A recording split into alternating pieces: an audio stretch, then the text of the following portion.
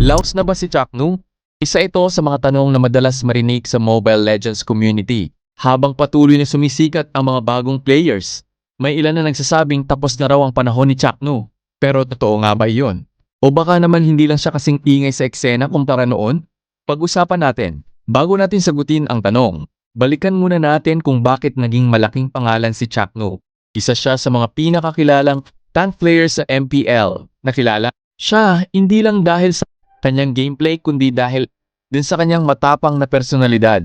Habang ang ibang players ay tahimik lang, si Chaknu ay hindi natatakot magsalita at magbigay ng opinyon. Dahil dito, naging isa siya sa mga pinaka-entertaining na personalidad sa Mobile Legends esports scene.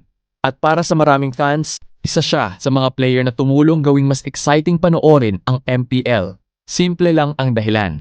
Hindi na siya gaanong nakikita sa spotlight gaya noong kanyang kasagsagan. May mga bagong bituin na mas madalas mapanood sa tournaments at social media. At sa esports, mabilis magbago ang atensyon ng mga tao. Kapag may bagong sumisikat, kadalasang natatabunan ang mga veterano. Pero hindi ibig sabihin noon na wala na silang halaga.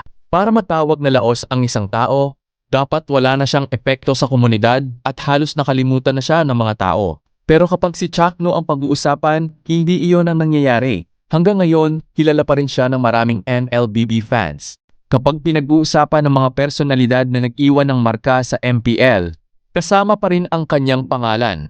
Ibig sabihin may impluwensya pa rin siya sa komunidad kahit hindi na siya ang sentro ng lahat ng usapan.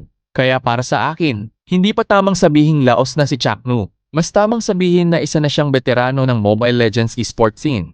Maaaring hindi na siya ang pinakasikat ngayon, pero hindi mabubura ang kanyang naiambag sa komunidad. Sa esports, nawawala ang kasikatan, pero ang legacy ay nananatili. At iyon ang bagay na hanggang ngayon ay dala pa rin ni Chaknu. Pero ikaw, ano ang tingin mo? Laos na ba si Chaknu o isa pa rin siyang MLBB legend? I-comment mo ang opinion mo sa baba. At kung nagustuhan mo ang video na ito, huwag kalimutang mag-like, mag-share, at mag-subscribe sa Feeling Pro PH. Maraming salamat sa panonood at magkita-kita tayo sa susunod na video. Ayaw daw ng TNC, kami na mismo yung lalaban.